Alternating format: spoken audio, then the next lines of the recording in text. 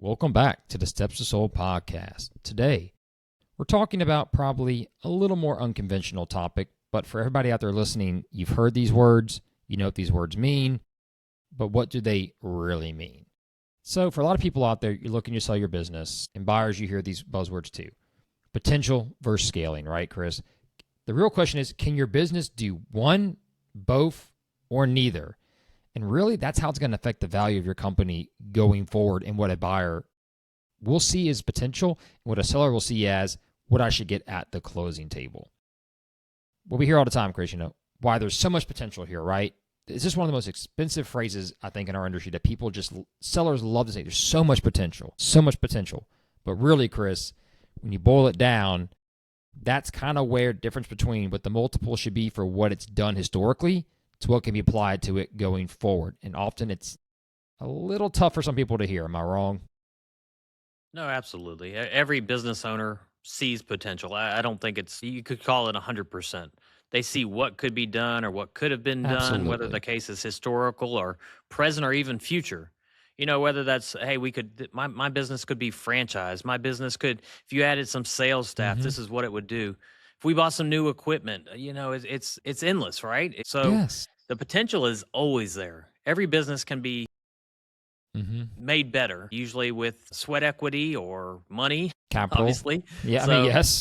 yeah. So, but they're only wrong when they're wanting to be compensated for that potential, right? And that's what we're going to talk about today. So I don't want to dive too much into that, but this is not something that shows up in a valuation, or it shouldn't show up in a valuation because it's not tangible. It's not real yet.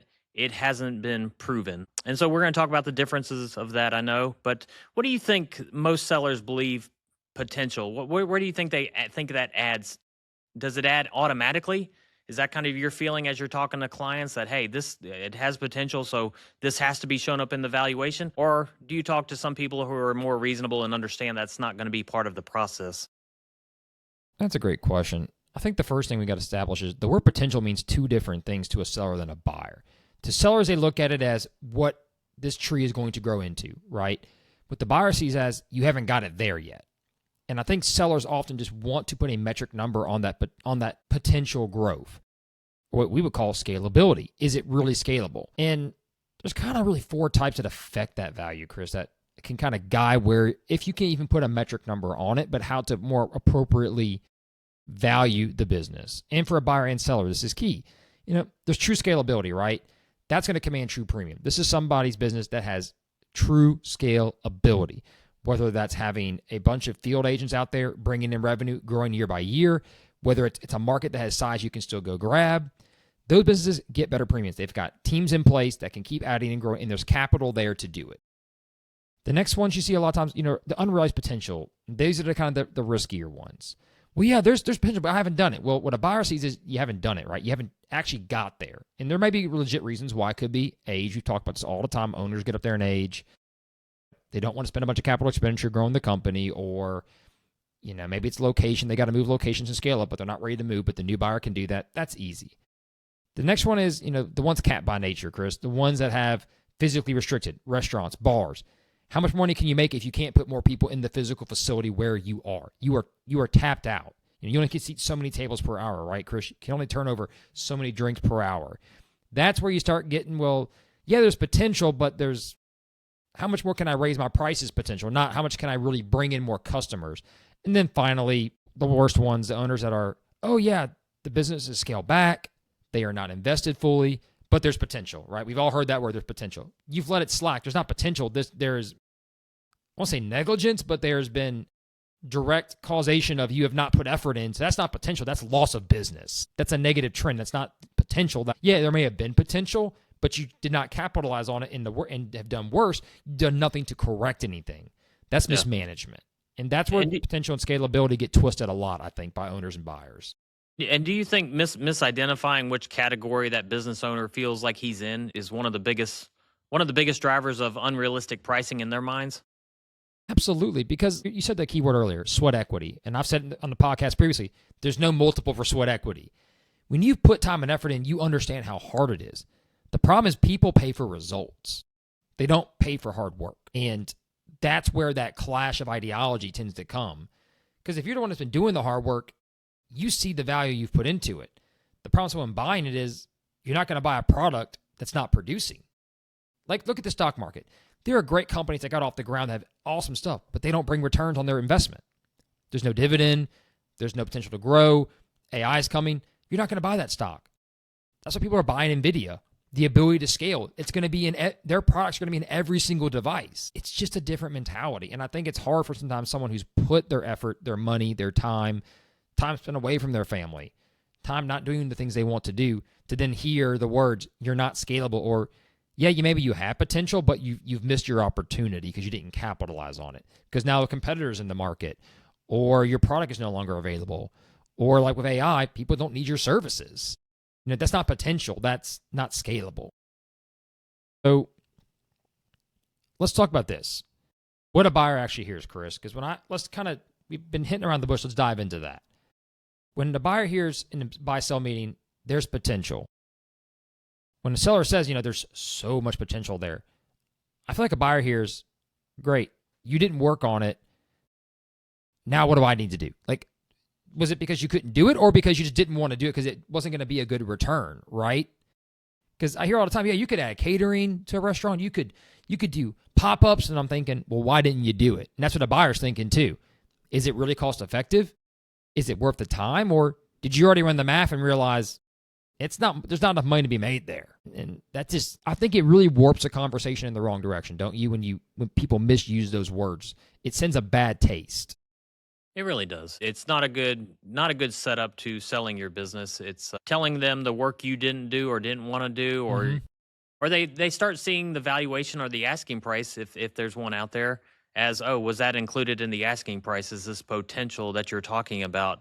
So, true scalability, that shows up in how the business operates without the owner. If revenue depends on systems and teams and repeatable processes rather than individual effort, like you talked about with the restaurants and the bars and things like that shows you have a limited number of people that are going to show up, a limited number of hours. That's all the work you can do. If you've got to bring on sales staff, or you've got to invest in your business to get it going higher and scalable, then that's not really something that you can add on to the valuation or try to even pitch a buyer about, in my opinion. That's where valuation and perception shifts, because the buyer isn't going to be paying for something that doesn't exist today. They're buying the ability to expand it without having to rebuild the foundation. So, like you said before, if you've scaled back, if you've stopped working as much, or you stopped investing in your business, that's absolutely not scalable to get it back to where it was before. No. That's just rebuilding the foundation to get it back to base level. You're right. And same thing I tell sellers all the time. Lenders don't care about potential. Lenders they lend based on historically proven cash flow. And that's what buyers base valuations on. Yes, they may give you a little bit of weight for potential and scalability if it's there. It may get a little bit higher premium if the business is really set up for that. But in reality, no one's going to pay you for money that's never been delivered. We had a client today we had to do evaluation for last week that was kind of upset with the value. Well, single owner-operator, has taken a vacation in 20 years, has one customer. You're piling on the issues. Makes $300,000 plus SD a year. Great business, but very limited what it can be scaled to, right? His first one, well, I'm getting a $600,000 contract. That's value. You got to factor that. And we said, you haven't collected it yet. You haven't even done the work for it yet. You can't. Can you tell a buyer a new contract in the work to add $600,000 to the top line revenue? Yeah, but they're not going to pay you for $600,000 for it. It's not worth that. What's the margin it's going to produce? How much metrically is that going to change your business? And do you have the funds to invest to grow there? And that's where that conversation is so, like we're hitting on the nail. You got to know the difference. And if you're going to throw those words out, you got to be able to back it up, because you're costing yourself goodwill. So kind of beat around the bush what the four types are. Let's really talk about truly scalable businesses. I think this is where people think potential is where they think they're leaning, but this is what it truly is. So systems exist, teams are in place, there's still market share to be had, and the owner isn't the ceiling. The owner isn't the bridge to the next level. A buyer can come in and immediately grow it day one. There's space to go out and get market share. Now, you can say, well, every business can do that. No, not really. We mentioned restaurants and bars. There are some businesses that, Yeah, maybe there is market share to be had, but we're talking massive amounts of capital expenditure to compete with the big boys. If you're a trucking company, you're not going in day one and taking over all the general freight lines in town. You've got massive local competition. Is there potential? Yes, that's not scalable. Now, you've got a company that has 40% market share, that's got contract dominance, and that hasn't got the teams in place to go higher when you step in. Yeah, that's scalable. An e-commerce brand that's got multiple product lines, that's scalable because the cost of goods is low. Not the average business, not the mom and pop business. And that's what I think people need to realize. Mom and pop, the real small Main Street deals, this is probably never going to apply to you in a very large number of cases, right, Chris? Yeah, you're limited by what you can actually do. If you're in a brick and mortar and you're, in your town and you've got your market share, you've got competitors in the marketplace, and you can only do what you can do. Now, where is the potential for mom and pop? Well, you've got to get outside your marketplace. You've got to go open another location. But you can't sell that to a buyer. You can't tell them, hey, you could go do this, and we're charging you, our valuation reflects that you could open across the country. That's unrealistic. It is. And that kind of falls in the next category, the real but unrealized potential. These have potential to scale. They're not scalable yet, but they're almost there. And what could that be? Well, that could be a business, for example. Let's say you're a home health company and you're in one region. You've bought another license in another region in Louisiana how to operate, but you haven't started operating there. There's potential to scale there because you have the ability to now go and operate in that region. You haven't done it yet, but you have the license to go do it. We see a lot of this with franchises that resell that we deal with, Chris, where, hey, I have multiple territories. I've developed 2 of the 3. I haven't developed the 3rd yet. But you have a hard asset that you can put value on with the contract, with the franchisor, and there is room to go over there and expand. Now, you're not going to get a premium or a lot for that hasn't been done, but there is still added value and an opportunity to do that, right? Because you have a proven concept in 2 other locations. It just hasn't been done in the 3rd yet. You've shown it can go from 1 to 2. It should go from 2 to 3. You just haven't done it. Maybe reasons are capital, you're up there in age, whatever the logistics may be. That's a different scenario. Because then when you get to the next one, where they're structurally capped, we've kind of hit the nail on the head there already. You've got restaurants. You've got bars that can't just open a second location just because. There's only one, John's sandwich shop. Can John open another sandwich shop named John's in New Orleans and expect to do just as well? Pretty high risk, especially certain industries where a second location is very hard to manage. How often do we see a restaurant open a satellite location and close it within a year, right? It's not always that easy. Another one I want to mention to you real quick when I got the structure cap back to unrealized potential, maybe you've got clients in region B away from region A that are far away, but you've grown 30% market. You've grown maybe 30% of your business is in a market not where you're at now. Yes, maybe there's a chance to go put a satellite office there and then go even further. But as you know, it's not been done yet. Do you have any business you've dealt recently that kind of fit that model that would be a good, either case study or at least a good example to kind of differentiate some of these different bad boys we've been talking about? Yeah, we had let's call it a utility vehicle dealer. And they were always talking about this unrealized potentials. They had 2 locations, but they could open up in other locations throughout the state and even over into adjoining states. This is a part where a lot of owners have a real opportunity. This type of potential, the timing is everything. And what do I mean by that? If the potential is actually genuine, if it actually exists, the highest value is usually to capture it before going to market. It's not to talk about it. It's not to put it in the sim and say, hey, this is possible. It's to actually go ahead and start doing it. Once it shows up on the financials, now you've got something buyers understand instead of something they have to believe. This is a very strong shift from a narrative of performance or unrealized to actual performance where value is absolutely created. So these guys, they wanted to talk about the potentials of what they could have done. Go ahead and do it. Even if you've got a 5-year runway until you're ready to exit, yeah, go ahead. Even if you're at break even in those locations, I understand it takes 2 or 3 years to get a new dealership location kind of up and running and going. Now, if you got 1 year, yeah, probably not the best idea. But if you've got a runway, go ahead and start those other locations, get them up and running and make that investment. And now you've got realized value. And maybe you don't get the realized value from a multiple of cash flow at those locations, but you've done the model. You've proven that you can get out there, you can build these locations, they can get to profitability in 12 to 24 months, 36 months if needed. And now you've got something to go back to market. Talk to me about this, Brandon. Have you seen a situation like that where a client was talking to you, they were thinking about selling, and maybe you slowed them down and said, hey, let's wait 12 or 24 months. You've got something significant happening here, or something significant that you could capitalize, and the difference in your valuation is going to be too large to deny. You should really wait on listing Mm-hmm. this business until you've got this accomplished. Yeah, we've got industrial parts manufacturer we're talking to Nice. that said, hey, look, I work a few days a week, but so I got a family member that's going to be the next person to run it. What do you think? I said, well, if that person hasn't been promoted to that position yet, but has some management experience, see if they can do it for 6 months to a year. Yeah. Find out. Because if you can really remove yourself from a few days a week to once a month, that person's now proven. That's a whole nother multiple right there. That's a whole nother add-on right there. Say it's a 5 multiple, that's a 6. If you got proven absentee ownership, that's a whole different level. Not to mention, this person has equity. That's giving that person a chance to leverage with probably a private equity group or very large family office coming in saying, hey, we want to keep you as part of the team. You have equity. You've proven your value. You can run this. We need an operator. We can promote you, either give you more equity, a better salary, whatever it may be. We told him, let's see how this year finishes. It was late last year. Let's get halfway through the next year. If he's running everything and everything is perfectly smooth and you're still trending up, you just created more value. And that could, in their case, could be close to 7 figures in value.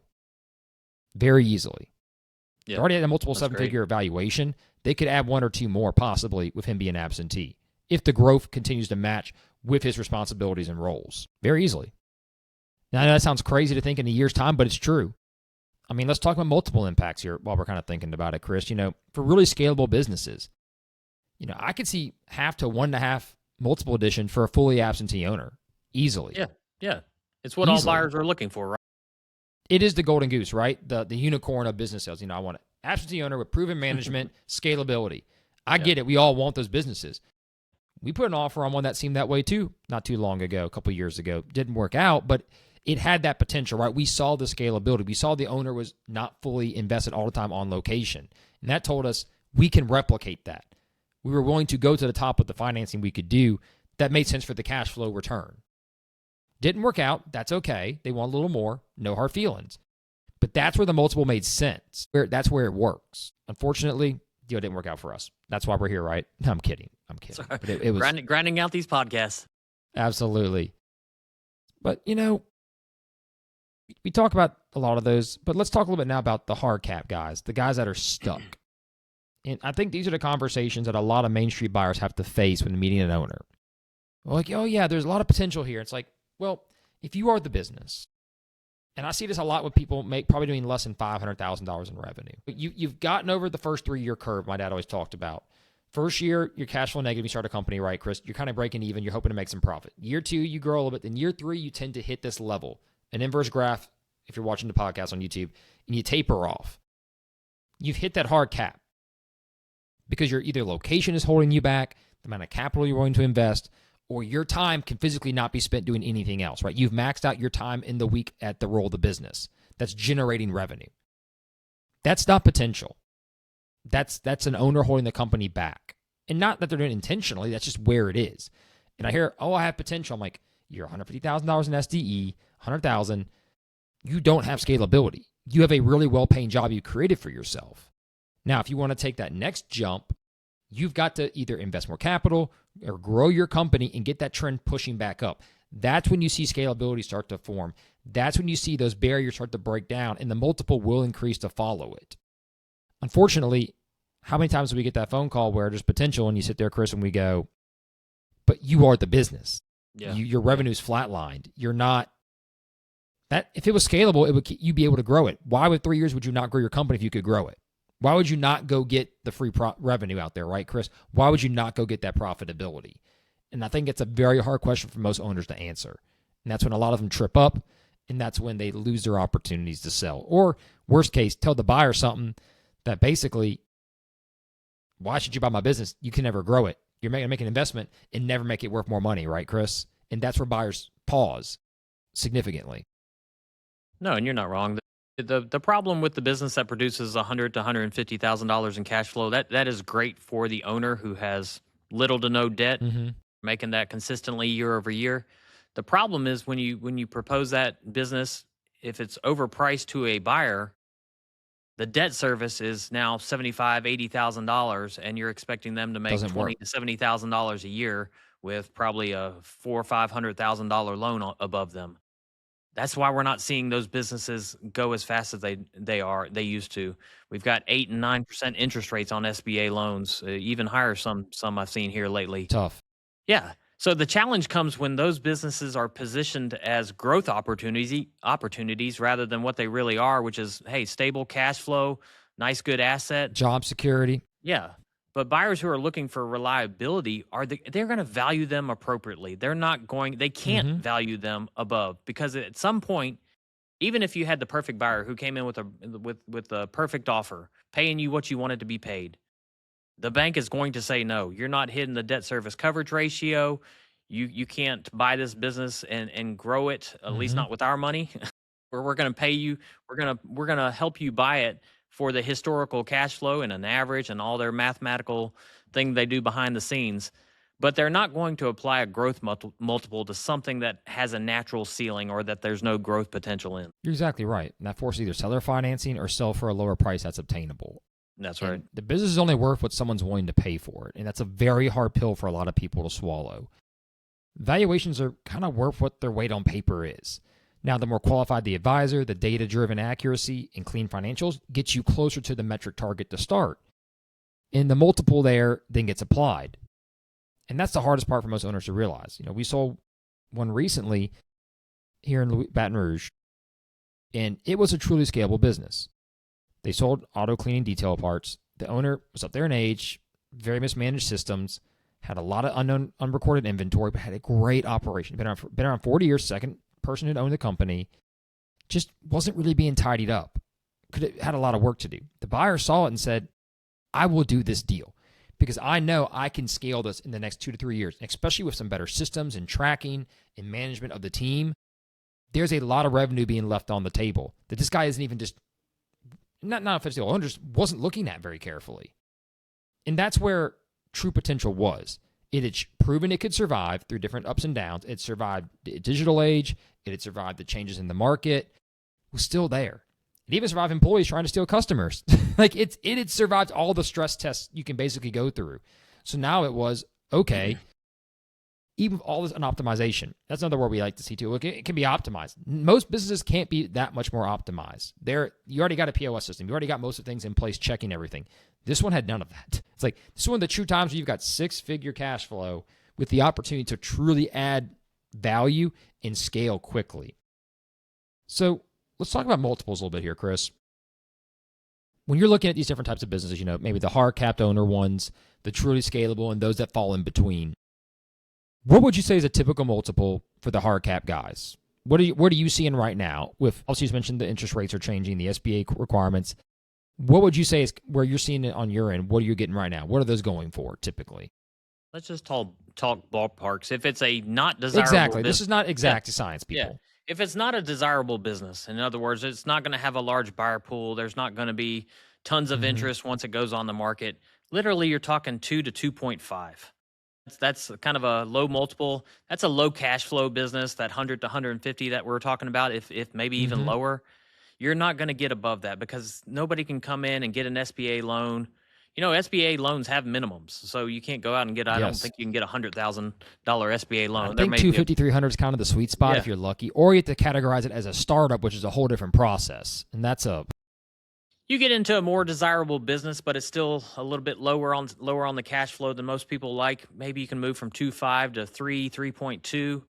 From there, you really got to be a higher cash flow business. You got to be above.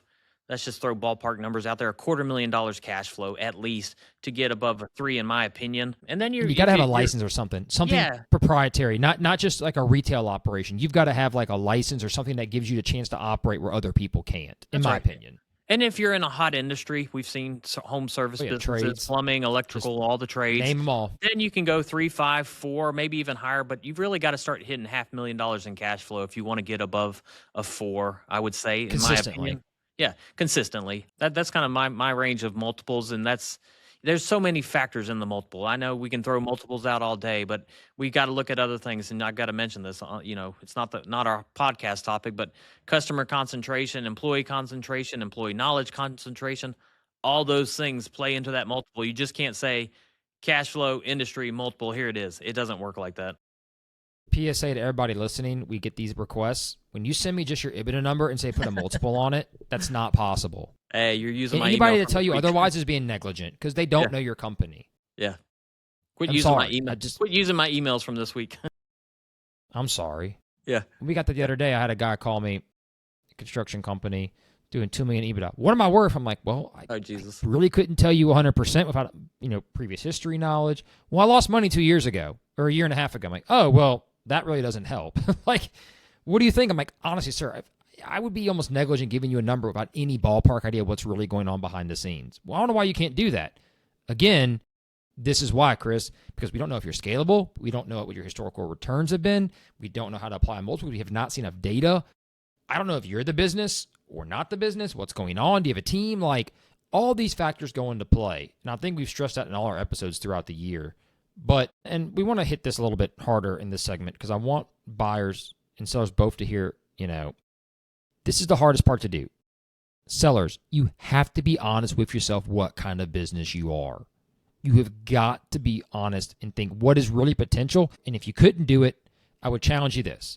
If you're thinking about going to market and you're a business owner and you said, I think my business is truly scalable, there's potential, you need to itemize every single thing that you think is potential and what it would take to get there. You're going to know right then in that self-test what it really is. And the beauty of it, if it's there, Mr. Buyer coming in, you need to ask for those exact questions in writing. Because if that owner fully believes it and knows it can be done and has thought about it, you should ask for that information. Because now you'll have a blueprint how to grow this business from the owner himself. It also allows you a chance to critique where there may be stress tests and fails for you going forward that may not work. It's an easy problem to do, easy solution. It's funny because I was working with a liquor store recently, and they were like, well, what do you think we can do to improve the value? Because, we had a down year, some family issues. I'm like, it's simple. Write out every task you're doing, every problem you're facing. Start writing out your systems that everybody has, but nothing's written down. You're going to find so many cracks in the flaws of the system by doing that. And that's going to show you, is there potential or is it being held back? And when you start correcting that, that's going to, one, improve profitability to the company because you're going to make better decisions and bring more money in to the bottom line. And two, guess what, Chris? Your multiple is going to go up. That's right. It's a win-win for you. And you've got it documented now. Which, how many times have buyers come in your meetings, Chris, and the owner goes, there's potential. And the buyer goes, what is it? The owner goes, well, they cross their arms and they sit back. I guess I could do this, and I've always wanted to do that. You could definitely make a lot of money doing that. What is the buyer looking at? You have no clue what you're talking about. You have never done it for a reason. You don't know what you're doing, right? You're talking about kill the momentum in your deal. Right there, you can cut it. You just cut the cord. I mean, it's that simple.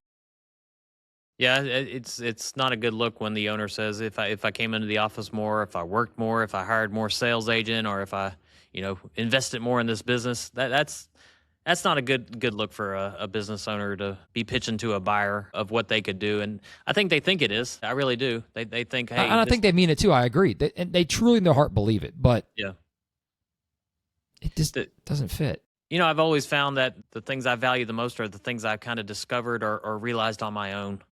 And I think that's what you need to let buyers do, is like let them see the potential. Maybe lead them down the path, but you don't need to say it. You can't do it for them. Yeah, you can't do it for them. You can't tell them what it could be. Let them see it. Let them find it, and then they'll make you an offer that's reflective of that because they know that they can grow that business. You don't need to tell them all that and hand it to them and tell them what they need to do with the asking price that you're asking. No, absolutely. We've got an offer on a business right now that does some mobile kind of catering work. I can't say specifically what, but came in.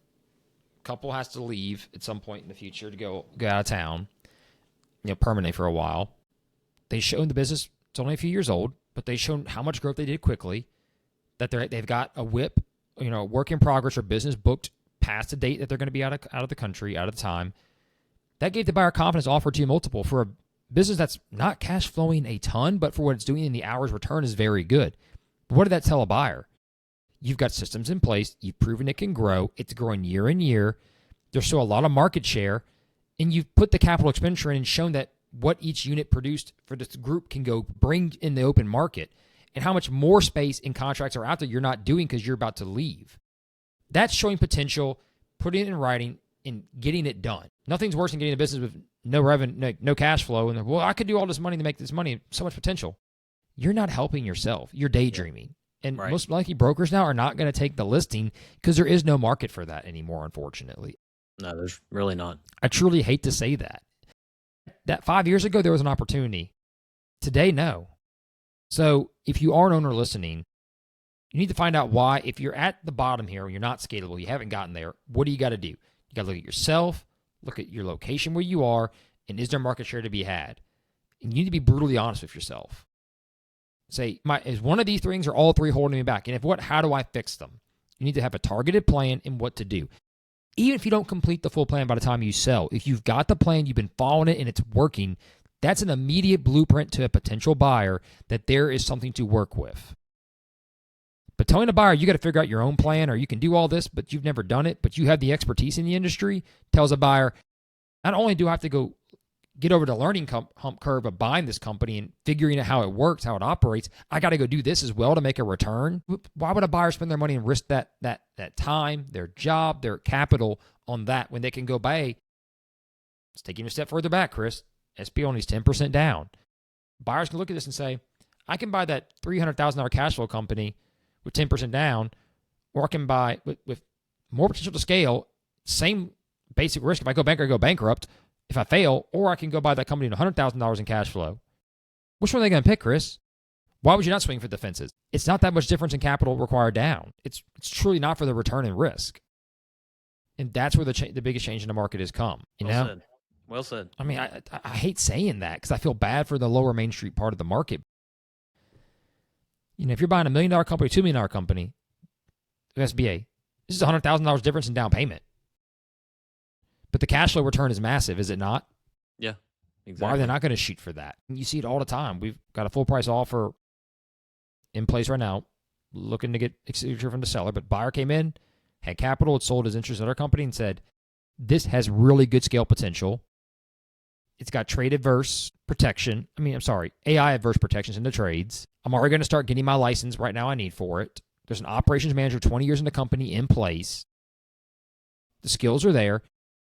They do some landscaping work, but almost no residential service. He goes, there is so much potential for that right there. Right there. If I just increase that bottom line, and I've got the capital to put in to do it, the current just tired, ready to get out.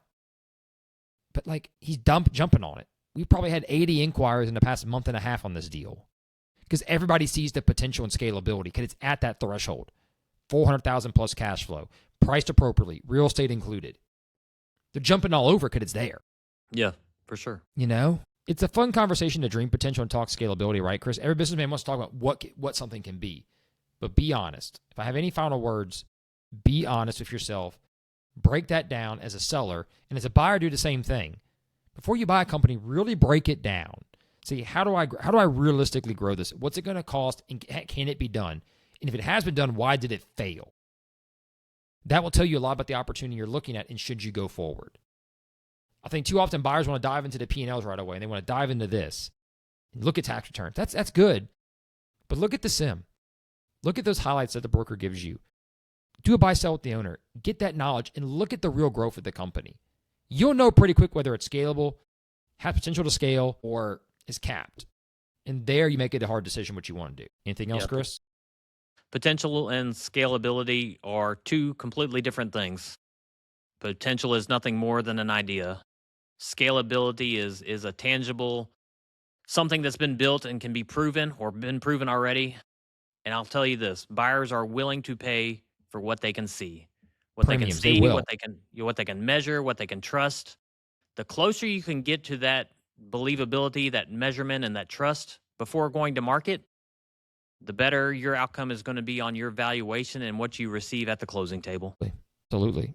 You see it day in, day out. You hear these stories. So-and-so got bought out for this. So-and-so sold for, wow, why? Because they were scalable. Because they were in a good, hot industry, and they were scalable.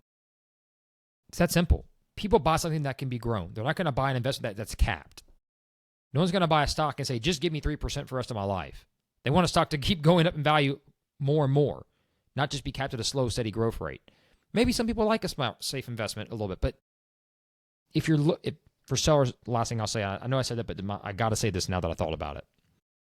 If someone's going to quit their profession to pay you for your life's work, they have got to see where it's going to go. And if they can't do that, you're never going to sell. The old joke is, how many listings don't sell in the open market? You know why? Because people don't see the vision to get it to the next place. You need to, if you can't get to the next place, you need to price it where it's worth someone taking the risk to do it. That's no reflection on you as an owner that you have failed. Your business is what it is, and that's okay. That's what it was built to be for you. It funded your lifestyle. It gave you income. It gave your family a peace of mind. But it's not worth more than what it is. It's only worth what someone's willing to pay for it. Chris and I just gave y'all a bunch of great tips, both buyer and seller, when it's time to have that honest conversation with yourself, how to structure, analyze, and prepare to get the best deal for you. And that is why you listen to the Steps to Sold podcast. Real, unfiltered, good information. That easy, Chris? That easy. It's easy every time, right? Every time it's that easy. Every single time. And shout out to a couple new listeners we heard from the other day that are looking for our services. We appreciate you listening and giving us a call. We're glad we can help you. We're glad you enjoy the show. And for anybody's out there, you can always message us, myself, Brandon Bourgeois, Christopher Sater. Contact information's on YouTube and Spotify, LinkedIn. You know where to find us. Give us a call. Shoot us an email. We'd love to help you. And also, we always love your feedback and appreciate it. Y'all have a good one.